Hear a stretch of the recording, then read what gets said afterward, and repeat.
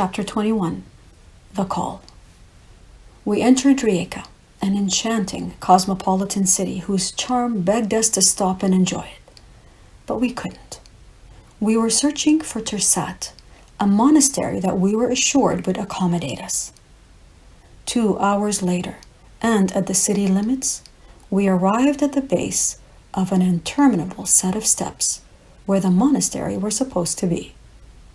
A passerby, chuckling, pointed up the stairs, confirming its location.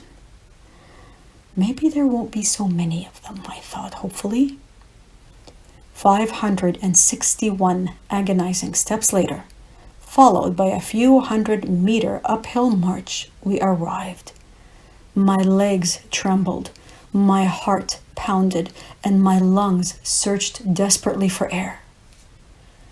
A majestic church presided over the city below, its bell tower reaching for the heavens, but I didn't care. My only interest was finding this monastery, which fortunately was near the church.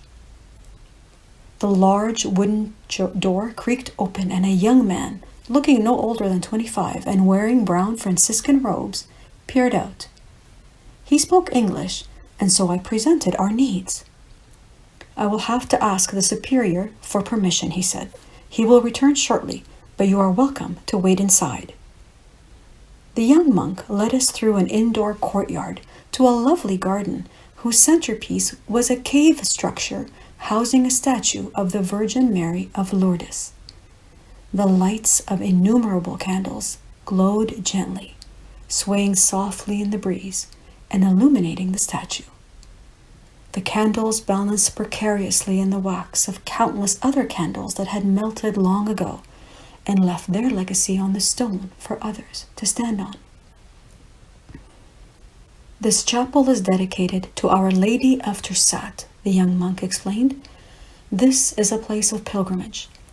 For centuries, pilgrims from all over Europe have come to pay homage here. They climbed the stairs, many on their knees, asking for penance and forgiveness. Even St. Francis of Assisi was here. He was shipwrecked on his way to Jerusalem and started an order here with the task of maintaining the chapel. That task continues to this day, here in this Franciscan monastery.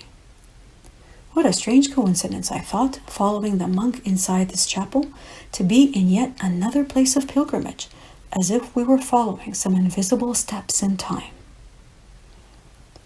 The front wall inside this chapel was taken up by a simple statue of Mary. Every other wall was filled with crutches, braces, and walking aids. Handwritten notes, rosaries, and gifts of all types, including replicas of ships and paintings, took up every other available space.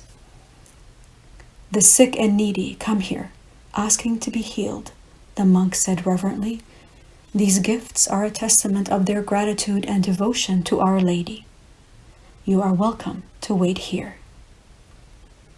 I wandered around the chapel, lingering at the handwritten notes, unable to understand the words, but feeling the faith and love of those who wrote them. That feeling emanated from every article, adding to the impact and overwhelming emotion of being in this sacred place.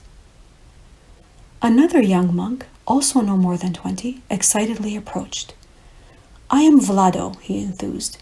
When my brother told me about you, I knew I had to meet you. He mentioned you might be stopping in Medjugorje. We had heard about Medjugorje, a village in Bosnia-Herzegovina, sporadically throughout our walk. In June of 1984, Mary purportedly appeared to 6 young children on a nearby hill and started giving them messages of peace. The Vatican has never sanctioned the authenticity of the apparitions, as in Fatima or Lourdes, but this hasn't stopped people from going. What most attracted Alberto and I to Medjugorje was that she was called the Queen of Peace. We haven't firmly decided if we're going to go, I responded to Vlado. Oh, you must go, he enthused. You can feel the presence of the Holy Mother everywhere. I walked there from Zagreb, and I felt God's hand guiding my every step. I found my faith and my calling during that pilgrimage and decided then to dedicate my life to serving others. We stayed in the garden for over an hour with our new friend, pilgrims sharing stories and experiences and remembering difficulties and triumphs. We connected profoundly with this young monk and in him found a kindred spirit. I can speak with you forever, he proclaimed, but I must leave. I promise to return soon. He was back within a few minutes, excitedly waving a small piece of paper. Alberto, Mony, look at this, he exclaimed. I found this note on the floor of the basilica when I went in for prayers. It was the only piece of paper there. It looked like it had been pulled out of a fortune cookie. What does it say? I asked. It is a message from Our Lady of Peace in Medjugorje, he enthused. She still communicates with some of the children, or visionaries as they're now called. Her message is published on the 25th of every month. This message speaks about following your faith. This is no coincidence, Alberto said. I believe it is intended for you, Vlado affirmed. Alberto asked me for the map and pulled out a small pocket calendar. With Vlado's help, we mapped out our route to Medjugorje. It was near the Croatian border, about 600 kilometers south of where we were now. Today is February the 1st, Alberto said. If we can average 25 kilometers a day without taking any rest days, then we can be there for the 25th. I believe our Holy Mother is calling you, Vlado said reverently. You must go. Vlado left us again, and Alberto and I wandered the ground. I wasn't sure what to make of what had just happened. It seemed like a sign to go, but I needed more proof. 2 hours later, Vlado reappeared and hurried us through the halls of the dimly lit monastery, depositing us into the arms of a motherly nun who led us by the hand to our room, all the while speaking excitedly in Croatian, and then to a dining table filled with hot food. We sat with Vlado and enjoyed the pasta dish mixed with sour cream, cheese, and onions, along with various local cheeses and fresh bread. Vlado nibbled on some bread and sipped water. We invited him to join us. Our Lady in Medjugorje recommends fasting on Wednesdays and Fridays, he replied happily. I couldn't enjoy my meal after that. An older monk joined us. He spoke limited English, and so Vlado was our translator for the evening. Vlado's devotion to Medjugorje was evident. But with this other monk, I felt even more deeply the unconditional acceptance of the ways of the Catholic Church. We had stayed in many monasteries in Italy, but I never felt the fervor that I felt here. The Croatians seemed more Catholic than the Italians, so I kept my views to myself and felt I was walking a tightrope all evening. Alberto was similarly reserved, and when he did speak, it was in simple, non-controversial ways. I was relieved to see the evening come to an end. Vlado sat with us at breakfast the next morning and seemed even more excited than usual. I had the strangest dream last night, he said. I don't normally remember my dreams, but this one felt very real. A magician came to the monastery. Excuse me? Alberto exclaimed. Did you say a magician? Yes, you know, Vlado said, like a wizard. I glanced at an astonished Alberto. So what happened? He asked, trying to sound matter-of-fact. I was in a room studying and praying with some of the brothers, Vlado said, when someone knocked on the door. I opened it and invited the wizard inside. He was friendly and open, sharing with us his beliefs about God and Jesus. But I felt his words were an attack on our faith, even though I knew that that wasn't his intention. The brothers were becoming agitated, but no one challenged him. I was also becoming tense and couldn't listen any longer. And so I stood and said, "Go to Medjugorje." The wizard stopped speaking and looked at me intently. Then I woke up.